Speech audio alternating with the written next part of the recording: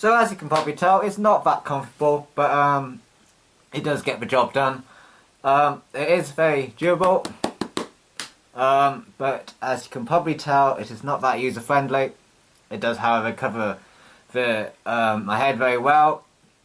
But unfortunately, on the actual day of paintballing, I was not actually allowed to use this helmet during paintballing because of health and safety issues, because of the eyepieces, which may or may not have broken. I don't know. But as like my should I say advice for this bit is, make sure you do take into considerations like this, because I would say this is probably an extreme case of it not being user friendly. So I will attempt to take this helmet off. Fudge! Ow!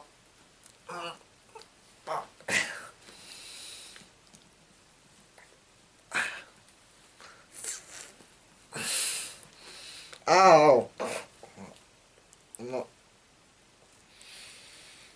Let's compare that to, let's say, this helmet, which is the one for my third armor set. Yeah, the only problem is this doesn't actually cover my chin as well, so it wouldn't be paintballing. Obviously, it wouldn't be that practical. So yeah. Another thing is being creative. Loads of people will probably tell you, well, there's a certain way to do things. What I like to say is there's no certain way, and when people say you can't do this, you can't do that, I say, why not? Just ask yourself, why not? If you can't come up with a reason, then you can do it. So I will give you a few examples where I've just gone full on with creativity and come up with some very strange but workable ideas. So this, for example, it's not obvious from this, so I'll choose a different piece.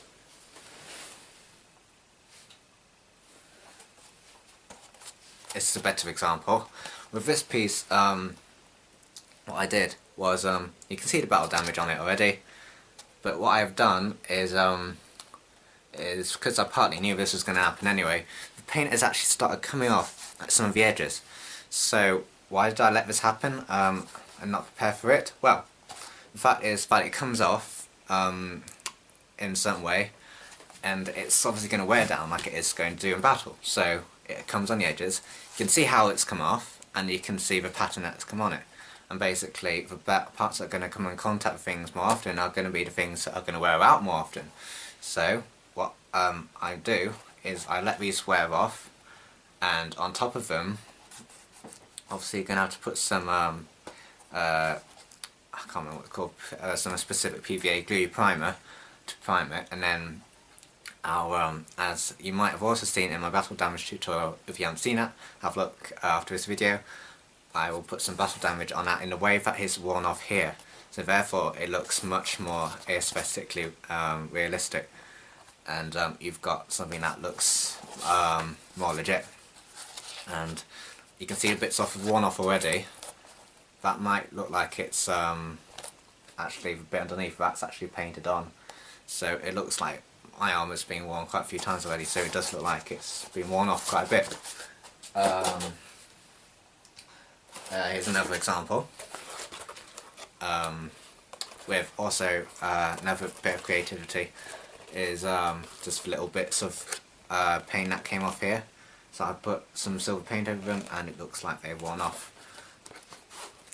Other bits are just use your creativity, and you know, if you think something might not work, well, ask yourself why, and if you can't come up with a valid reason, then go ahead with it. So what I did here is on the Halo 4 armour, on the knee pads, there's no visual, like clearly visible link or connection between the shin guards of the leg pieces and the knee pad. So what I tried to do here was put something that was a bit more discreet, so it's just a little bit of foam here, and I was thinking, how do you keep the knee pad up? Well, don't just stick it and, you know, try and do something like general with it. like stick it down and, you know, because it's not going to work, is it? Because you need something to keep it up. So I just thought about, well, just use some straps and put that around my knee, and that does do the job as well. So that's another bit of creativity for you. Probably shouldn't have thrown that. So the last tip, and this is probably the most optional tip, but it is something I do a lot because it helps me with progressing and eventually make some better stuff.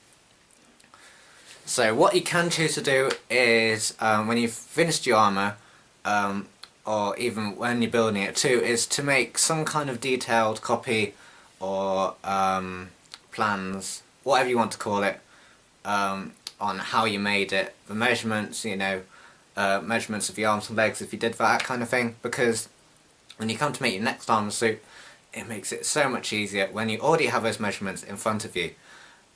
It's made it especially easy for me because when I was making my second suit after my first suit, I already had lots of measurements and everything, and that helped me to kickstart the project, and it saved me a lot of time grovelling over, like, you know, how long is this, you know, my arm got to be before I bend it back and it gets, the piece gets interrupting the movement. So basically that's what I'm talking about, is, you know, get things down.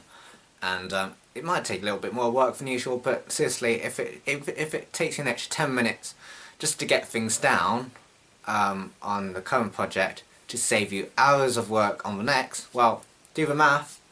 It's kind of a no-brainer, isn't it? So yeah, put these things down.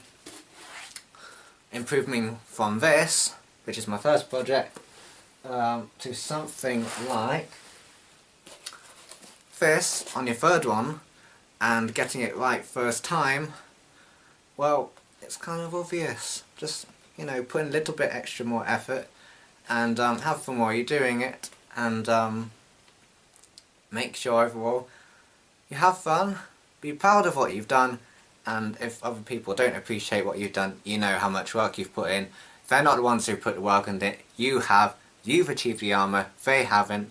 So be happy that you have, and be proud.